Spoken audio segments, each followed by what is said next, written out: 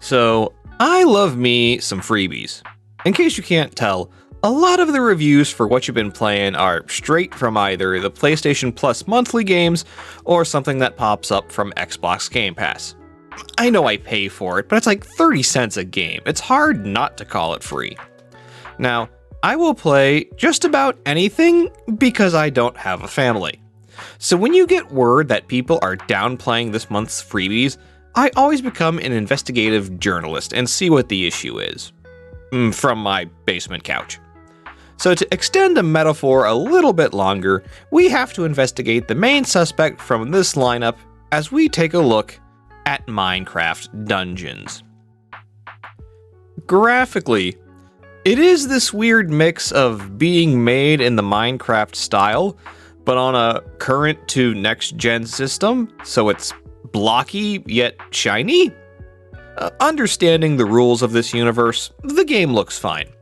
It's basically one of those servers that someone took just entire months of grinding, building, crafting, all the shit that I hate to do, just to get the level of detail just right. Everything is different enough so that you can tell you're in a different biome for a new stage, so that's all fine. Although I would argue that the level design tends to be a little rough. This is not like a Fallout universe, where it's one giant world and you're exploring through it, finding specific set markers and pieces. Nothing like that. The best way I can describe it is, do you know how on certain exercise equipment you can set it up so that it gives more resistance, so it's like walking up a steep mountain? Imagine that, just 300 times in a level, while shooting zombies with a bow and arrow. Levels will have little mountain trails to climb, random little pits dug out, all with no real rhyme or reason to it. I'm assuming that's just how Minecraft works. You start one project, building the foundation to a KFC or something, and then you forget about it the next playthrough. I understand rookie players doing that, but these are professional designers. Who knew the distance between the two is not very far? Now, games like this are why I hate reviewing sound. Because, oh my god, there is absolutely nothing here. You will hear the pitter-patter of your adventurer's footsteps, and that's about it. The cutscenes will have this orchestral Game of Thrones wannabe music playing in the background, and you just get sick and tired of seeing those scenes over and over again, so you end up skipping them as much as possible. This is the exact definition of a headphones and podcast game. Just put something else on while you explore and kill monsters, because you ain't missing anything with the mute turned on. The best way to describe Minecraft Dungeons is baby's first dungeon crawler. It's a very simple Diablo clone, complete with weapons, armor, gear, the whole deal. And honestly, it's completely playable. The controls feel good, you get the same dose of dopamine when going up a level. Honestly, in terms of functional gameplay, I don't have any complaints, except I'm lying. The main issue I have with this game is, while it is Diablo-ligans for kids, you actually don't have any classes that separate characters. You know, no barbarian, no wizard, no necromancer. You are just a guy or a girl wandering through a dungeon. So leveling up really just refills your health while you use just whatever the best weapon you have. You do get enchantment points each level that unlocks an extra power for whatever weapons and armor you have on, but you get new and stronger shit all the time.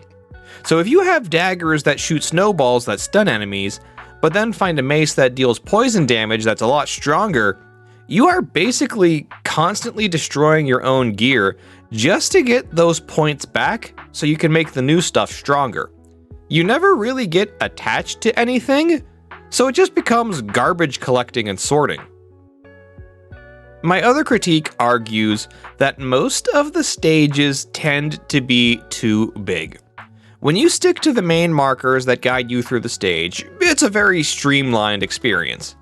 But if you've played these kind of games before, you know the rules. There's always extra treasure off the beaten path. Unless you're Minecraft Dungeons. It honestly fools me every time. So when you do go exploring, there tends to be big swaths of nothing with very patchy spots of enemies. So every stage tends to take 30 minutes because you're always trying to comb the beach for anything stronger, which is not guaranteed to be there. Also, despite the fact that it's a ranged weapon, the bow and arrow are the trickiest double-sided blade you will ever find. When you use the bow and arrow, I'm using that term as a coverall for all of the ranged weapons by the way, it's awesome. You just picking off creepers at a distance, usually with one shot. Pretty good. But then there are enemies with bows and arrows that can do the same thing to you. Fine, I get it. Equal rights, equal fights. But when you face a baker's dozens of archers, all with varying levels of armor and strength, it's a little bit of bullshit. Now, it's unfortunately not a long game. I played it for about 10 to 15 hours or so. I beat the main game, unlocked the next difficulty, and then I said, I'm done. Ignoring the DLC, there's probably about 12 stages, each with their own little loot pool, and as you increase the difficulty, you increase power levels of the weapons, the items, blah blah blah. I'm tired of it already. Because when you go back into a stage, it's the exact same mission, over and over again, complete with an intro cutscene you have to skip. So, dealing with the same enemies in the same stages, with the only reward being grinding for levels and the possibility of new loot, this is the bad side of replayability. Overall, I was really disappointed by Minecraft Dungeons. Understanding it's meant for kids, I think even the next generation of ADHD gremlins would be bored with this. It's a basic hack and slash that never gets more advanced than the hack and slash. Look, I love Diablo 3. That system had a never-ending leveling up system. I mean, every single time you got 2 or 3 new powers to try out, which kept you going looking for that perfect combination of powers to become an unstoppable monster-killing machine. But here in Minecraft, you are a painfully generic fighter with no class, hoping and praying you get something usable so you can be the same as everyone else. This is a shorter review for a short game, and even then, I'm saying don't waste the time. I'm giving Minecraft Dungeons a 3 out of 10.